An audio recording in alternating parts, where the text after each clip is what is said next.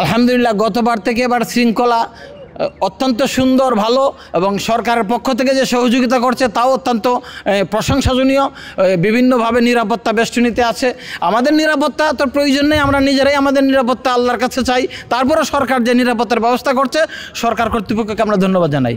আমরা আশা করছিলাম যে এবারের ইজতেমা 2 পর্ব হবে। আল্লাহ তাআলা আমাদের পক্ষ থেকে আল্লাহ আমাদেরকে সাহায্য করছেন। 2 পর্ব হওয়ার কারণে আমাদের প্রথম পক্ষ 31-1-2 এবং দ্বিতীয় পর্ব 3-4-5। আমরা অত্যন্ত শান্তিপূর্ণভাবে খুব সুন্দরভাবে উজু ইস্তেঞ্জা বিভিন্নভাবে করতে পারতেছি। আর 1 তারিখে ইজতেমা হলে আমাদের বেশ সমস্যা হয়, রান্না বান্নায় বাথরুমে বিভিন্ন জায়গায় সমস্যা হয়। আমরা সরকারকে ধন্যবাদ জানাই, আমাদেরকে সারা বাংলাদেশের 42টা ডিস্ট্রিক্ট এক পর্বে এবং বাকি 21টা ডিস্ট্রিক্ট দ্বিতীয় পর্বে দেওয়ার জন্য আমরা সরকার কর্তৃপক্ষকে অত্যন্ত আন্তরিকভাবে ধন্যবাদ জানাচ্ছি।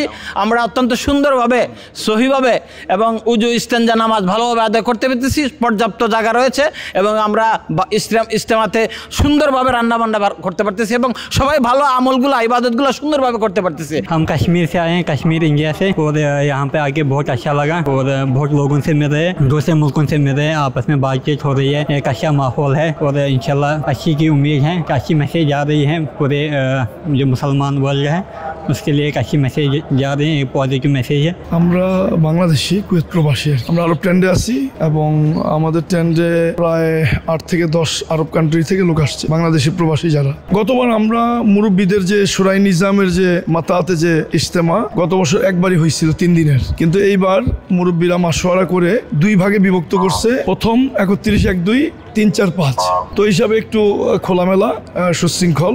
এই পর্বে যারা আছে এখানে পার্টিসিপেট করছে, 3 দিন শেষ হয়ে গেলে তারা চলে যাবে মুরব্বীদের মাসর অনুযায়ী। পরবর্তী যারা 3 দিন থাকবে ওনারা আবার মাঠে ঢুকবে। তো আপনারা জানেন দাওয়াত তাবলীগ বিশৃঙ্খলা পছন্দ করে না, আর এটা হচ্ছে শান্তির একটা মেহনত দাওয়াত তাবলীগ।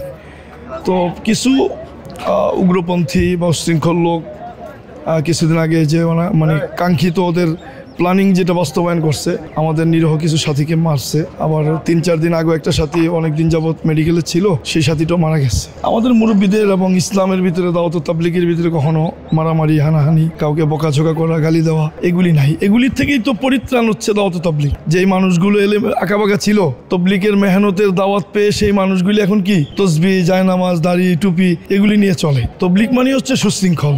সবার উদ্দেশ্যে দাওয়াত তাবলীগ তো কিয়ামত পর্যন্ত চলবে। আমি না করলে আরেকজন না করলে আরেকজন।